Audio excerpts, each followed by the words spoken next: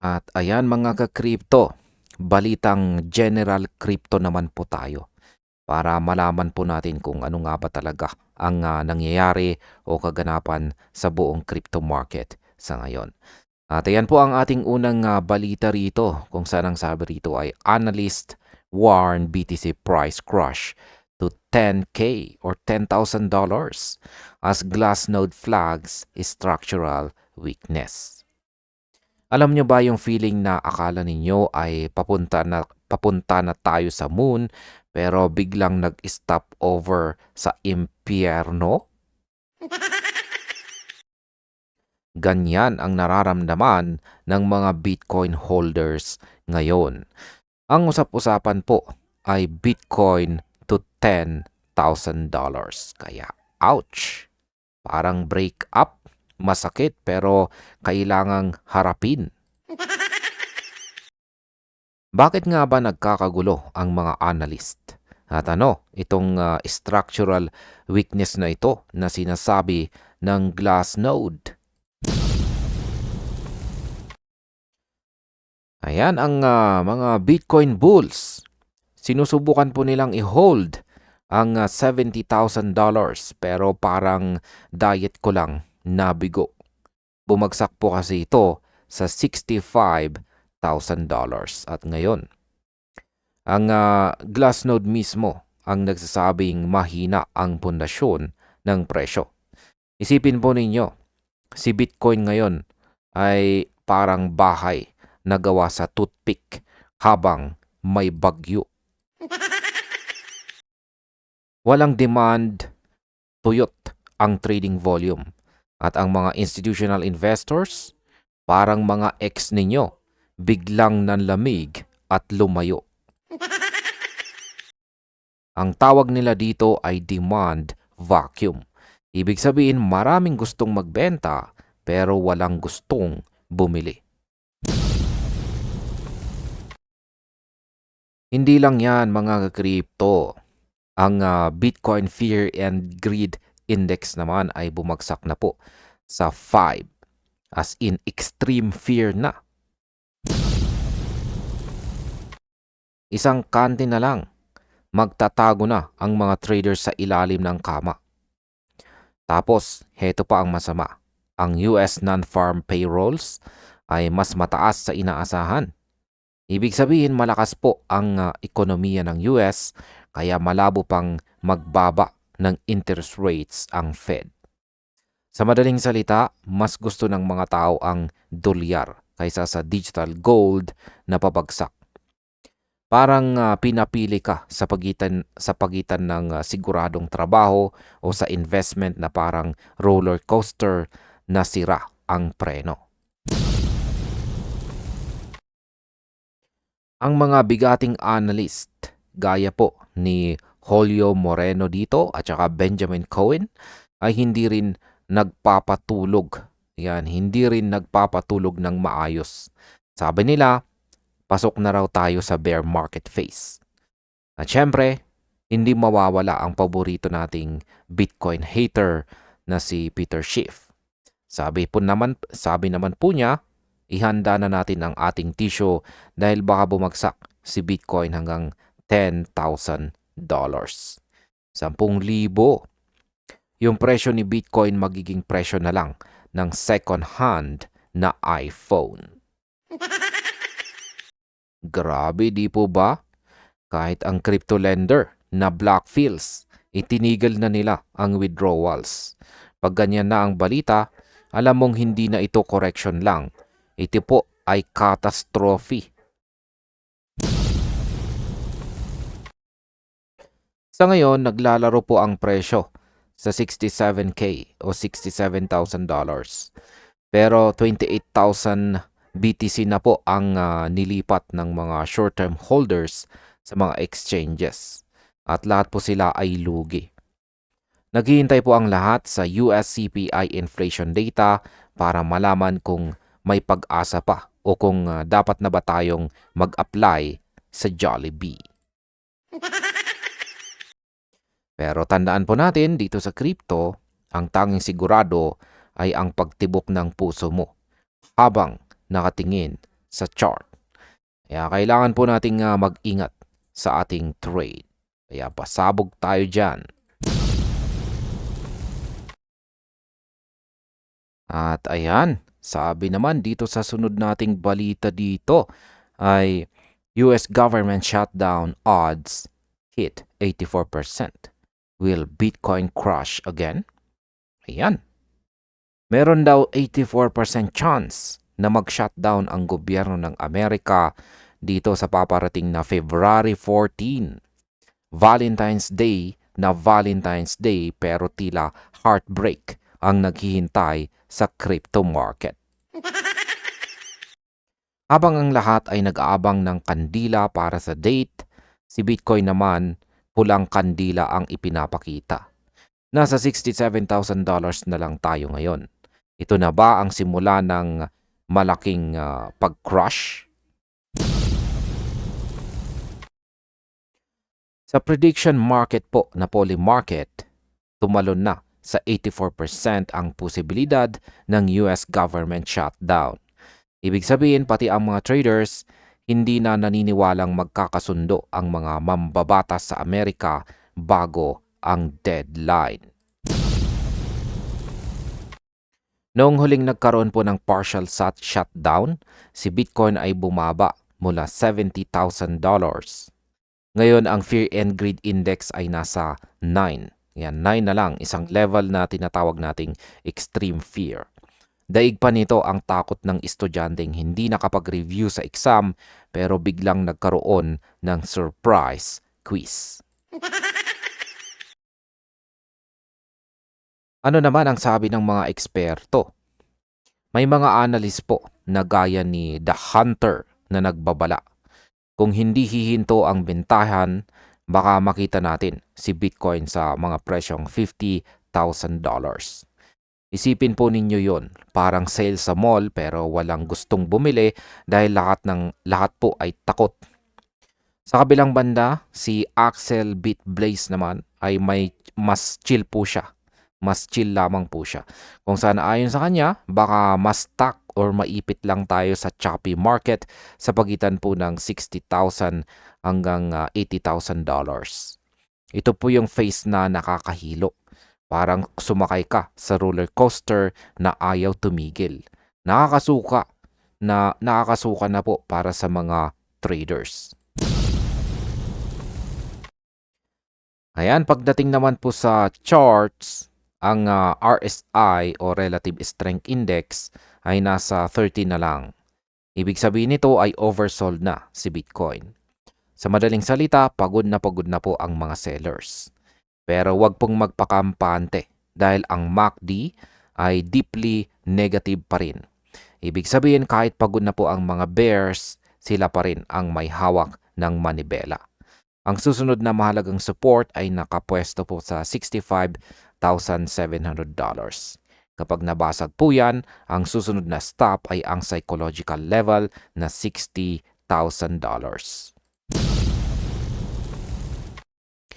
At ayan mga ka-crypto, sa madaling salita, ang kawalan po ng pondo sa Amerika ay nagdudulot ng panic sa digital assets. Kung matutuloy ang shutdown sa February 14, abangan po natin ang matinding volatility. Maging wais po tayo sa ating pag-trade at lagi po nating tandaan sa crypto, ang tanging sigurado ay ang pagiging hindi sigurado. Kaya ingat sa mga portfolio at abangan po natin ang susunod na update tungkol sa balitang ito. At eto naman ang ating balita, ang ating sunod na balita kung saan ay dito naman sa Pilipinas ito. Luis Buenaventura steps down as head of G-Crypto at GCash. Yan. Bakit nga ba umalis itong si Ginoong Luis Buenaventura sa G-Crypto? Alam nyo ba yung feeling na parang nahanap mo na yung the one tapos biglang magpapaalam? Ganito po ang eksena ngayon dito sa mundo ng Philippine crypto. Ang face of G-Crypto na si Luis Buenaventura, opisyal na pong nag-resign bilang head ng crypto platform ng GCash. Akala natin forever. Yun pala, hanggang February lang. Nakakalungkot. Sa loob po ng kanyang panunungkulan, simula noong late 2023, hindi lang basta display ang crypto sa GCash. Under his watch, lumaki ang user volume ng GCrypto ng 10 beses. Isipin mo yon 10 times. Mas mabilis pa sa paglago ng utang ng tropa mo. Hindi lang yan, nagkaroon pa ng mga partnership sa mga higante gaya ng Tether, Circle at Ronin.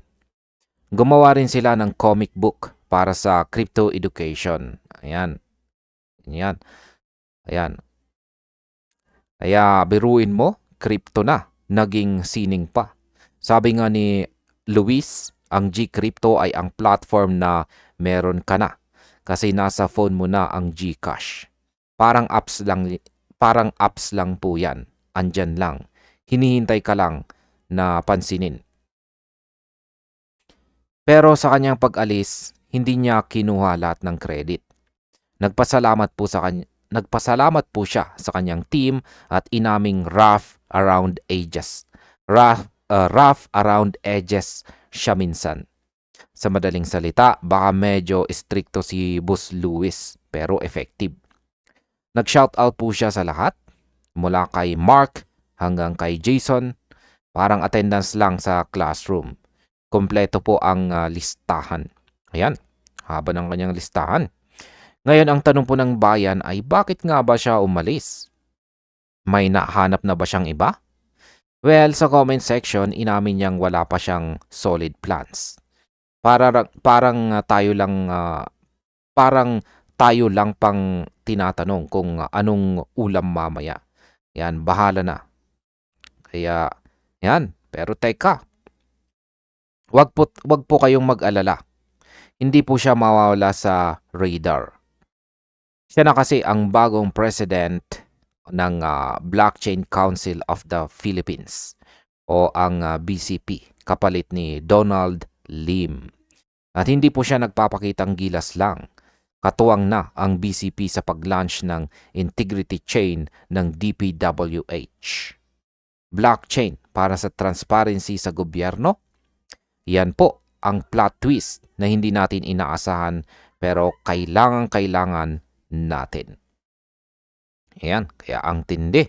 Mula po sa BloomX, YGG hanggang sa GCrypto at ngayon sa BCP, patunay lang na ang karir ni Louis dito ay parang Bitcoin chart noong 2021.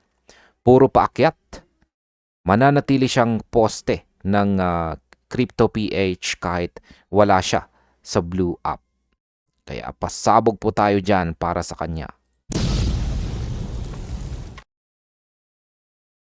At heto naman ang ating sunod na matinding balita.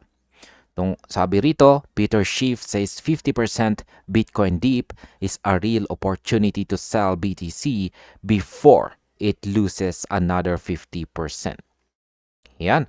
Kung iniisip mong sale ang Bitcoin ngayon dahil bumagsak ito sa $66,000, baka gusto mong makinig muna kay Peter Schiff.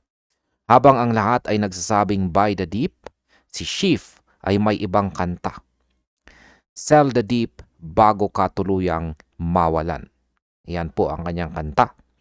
Mula po sa peak na $126,000 noong October 2025, kalahati na ng value ni Bitcoin ang naglaho. Kaya ang tanong, opportunity pa ba ito o huling hininga na ng mga crypto brothers?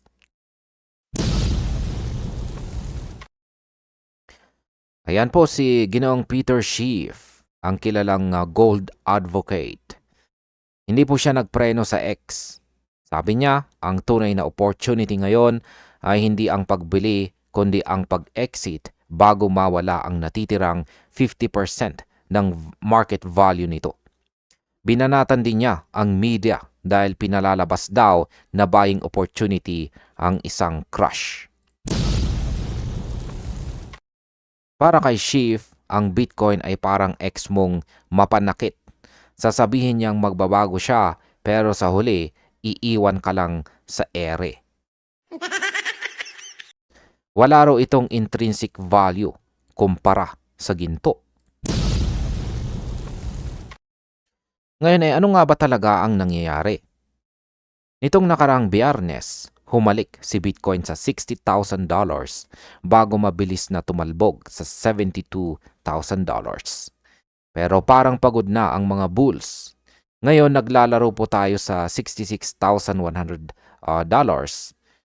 kung saan ay 47.5% na mas mababa sa all-time high. At ang dahilan, yan po ay ang profit-taking ng mga OG investors, paghina ng mga ETF inflows, at ang pangkalahatang takot sa global markets. Sa madaling salita, marami pong nag-a-unloading ng kanilang bag. Pero syempre, hindi po papatalo ang mga faithful. Nandyan po si Michael Saylor na kahit bilyon-bilyon na ang paper losses ay tinawag na gift ang volatility na ito. Para sa kanya, discount ito para sa mga may pananampalataya. Maging si Gary Vaynerchuk o Gary V ay nagsimula na ring mag-ipon ng Bitcoin habang nasa ilalim ito ng $70,000. Tinawag niya itong unexpected buying opportunity. Kumbaga kung ang iba ay nagtatakbuhan palabas ng nasusunog na building, sila naman ay pumapasok dala ang marshmallow. Ngayon ay may mga analyst na nagsasabing $52,000 ang posibleng bottom, habang ang Bernstein ay nananatiling bullish sa $150,000 target bago matapos ang taong 2026. Ang tanong, kanino ka maniniwala? Sa ginto ni Schiff o sa digital gold ni Saylor? Ang sigurado lang, sa crypto ang tanging stable lamang ay ang stress level nating lahat. At ayan naman ang ating sunod na balita kung saan ay may kaugnayan ito kay Ginoong Elon Musk. Ang sabi rito ay Elon Musk reveals X money may launch soon, fueling crypto speculation. Akala mo ba pang bardagulan lang ang X o Twitter? Nagkakamali ka. Si Elon Musk, parang yung ex mong maraming plano, pero ito, seryoso na. Ang X-Money, parang luto na amoy na ang bango dahil nasa internal testing na ito ng mga empleyado ng X. Hindi na ito drawing. Ito na ang tinatawag niyang everything up. Sa isang all-hands presentation nitong February 2026, kinumpirma po ni Musk na ang X-Money ay hindi lang basta pangarap. Sa katunayan, target nilang ilabas ang limited external beta sa susunod na 1 hanggang 2 buwan. Ibig sabihin, malapit na nating makitang maging digital wallet ang ating profile. Isipin mo, mahigit 40 states sa US ang nagbigay na ng lisensya at may backup pa silang higit sa dambuhalang kumpanya gaya ng Visa. At ang goal po ni Elon, gawin itong central source ng lahat ng monetary transactions sa buong mundo. Kung dati scroll lang, baka sa susunod dito na rin tayo magbabayad ng utang sa ating kapitbahay. Dito na pumapasok ang mga crypto funds na mas mabilis pa sa chismis. Kahit wala pang opisyal na sabi si Musk na may crypto sa X-Money, hindi mapigilan ang teorya. Una ay nandyan po ang Dogecoin. Siyempre, paboritong anak ni Elon yan. Sabi ng mga analyst, baka ito ang gamitin para sa micropayments o yung maliliit na bayaran. Pangalawa, si XRP. Bakit? Kasi ang partner ng X na Cross River Bank ay matagal nang gumagamit ng Ripple Protocol. Parang puzzle, di po ba? Magkakadikit ang mga piraso pero ang picture malabo pa sa desisyon ng crush mo. Pero teka lang, bago ka mag-all-in sa crypto, kailangan natin ng reality check. Sa kabila ng balitang ito, ang presyo po ni Dodge at saka XRP, ayun, parang tulog na gwardya, hindi gumagalaw. Wala pang kumpirmasyon na tatanggap ang X ng crypto as payment. Ang plano po ni Elon ay simple pero ambisyoso. Abutan ang WeChat ng China at kumuha ng 1 bilyong users. Gusto niyang dito ka na mag-message, dito ka na mag-shopping at ah, dito mo na rin itago ang yaman mo. Isang app para sa lahat, parang Swiss Army knife pero digital at gawa ng taong gustong pumunta sa Mars. Ayan, sa mga susunod na buwan, malalaman po natin kung ang X-Money ba ay magiging game changer o isa lang sa mga wild ideas ni Musk. Pero isang bagay ang sigurado.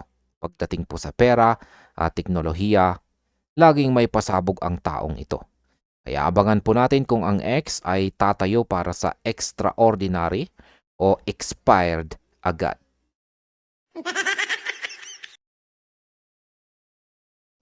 Ayan, isa po itong nakakatakot na balita kung saan sabi rito, a crypto lender has halted withdrawals.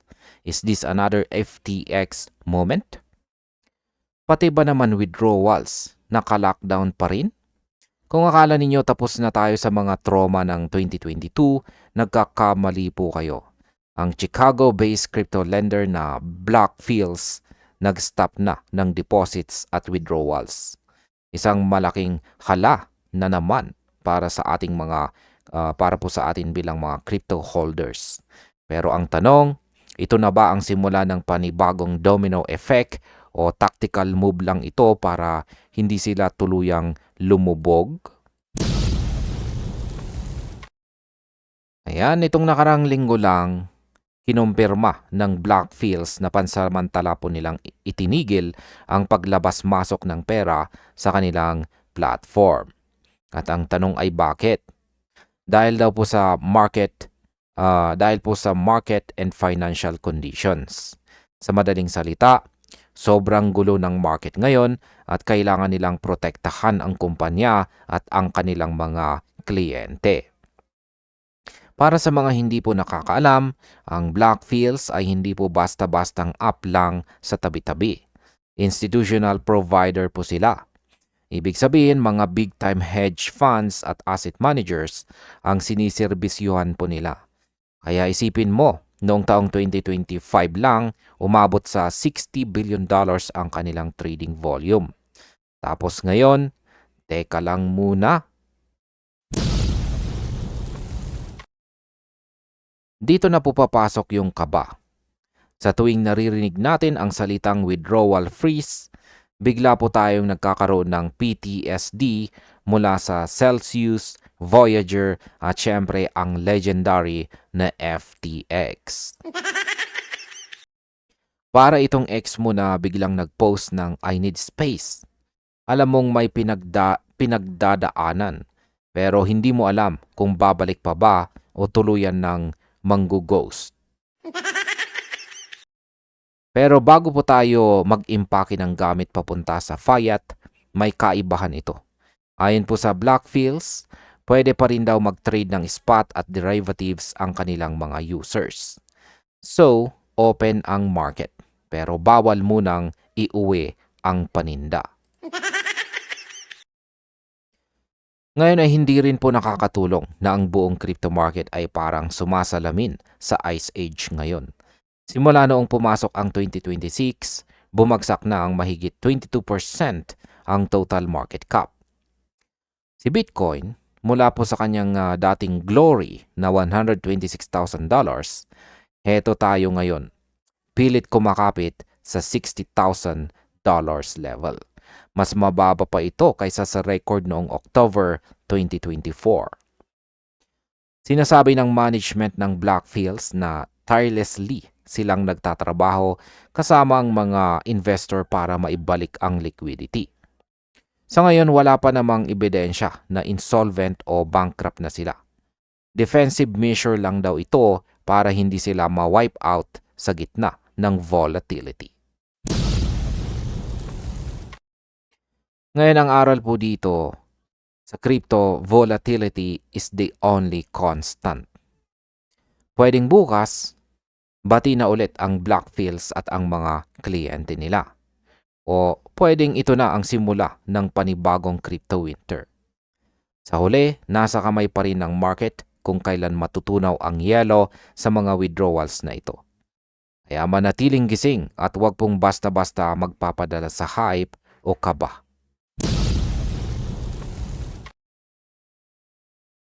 At ayan, narito na po ang ating panghuling balita sa video na ito. Kung saan ang sabi rito, extreme fear grips crypto. Are whales quietly accumulating? Yan, grabe po ang lamig sa crypto market ngayon. Hindi dahil sa aircon, kundi dahil po sa extreme fear. Isipin mo, ang Fear and Greed Index bumagsak na po sa level 9. Huling nakita po ang ganitong katinding takot noong 2018 bear market pa. Pero habang ang karamihan ay nagpapanic sell at umiiyak sa gilid, ang mga whales na parang ninja kung kumilos. Yung mga whales ay parang ninja po kung kumilos. At sila ba ang mas matalino o sadyang mahilig lang silang sumalo ng kutsilyo? Kaya alamin po natin. Base po sa datos or data ng sentiment ngayong February 2026, mas marami po ang bearish post kaysa sa positive. Ibig sabihin, mas maingay po ang mga nagsasabing RIP crypto kaysa sa to the moon. Pero ito po ang malupit. Historically, ang market ay madalas gumagalaw ng kabaliktaran ng emosyon ng publiko. Kapag lahat ay sobrang saya at feeling genius, diyan po madalas ang top. Pero kapag ang social media ay parang lamay sa dami ng iyakan, diyan naman madalas nabubuo ang bottom. Naalala niyo ba ang sabi ni Warren Buffett? Be fearful when others are greedy and greedy when others are fearful. Parang ito ang laro ng mga whales ngayon.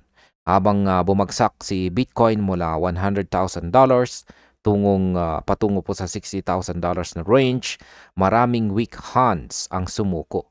Pero ang mga long-term investors nakakaamoy ng discount. Kumbaga po sa sale sa mall, habang ang iba ay tumatakbo palabas dahil akala nila ay may sunog, ang mga whales naman ay pumapasok, dala ang kanilang malalaking basket. Pero teka lang, tingnan naman po natin ang technicals. Bago po tayo mag-all-in ay silipin muna natin ang chart.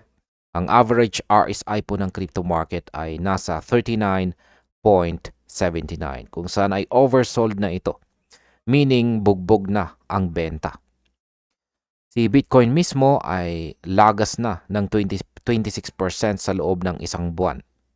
Bagamat may recovery po sa 66,000 levels, 66,000 na price level, may mga indicators pa rin na nagsasabing hindi pa tapos ang ulan. Kailangan nating makita na huminto ang pagbebenta sa mga Bitcoin ETF at bumalik ang mga buyers sa spot market para masabing safe na ulit ang dagat. Kaya ang bottom line, ang extreme fear ay masakit po sa banks. Pero ito rin ang phase kung saan ang mga matatagal na sa crypto ay tahimik na nag-iipon. Kaya ang tanong, susunod ka ba sa takot ng karamihan o susubaybayan mo ang galaw ng mga dambuhala? Ang crypto ay hindi po para sa mahina ang loob. Pero minsan ang pinakamalaking risk ay ang hindi pag-take ng risk habang mura pa ang entry. At ayan mga ka-crypto, hanggang dito na lamang po tayo sa video na ito. Marami pong salamat sa panonood.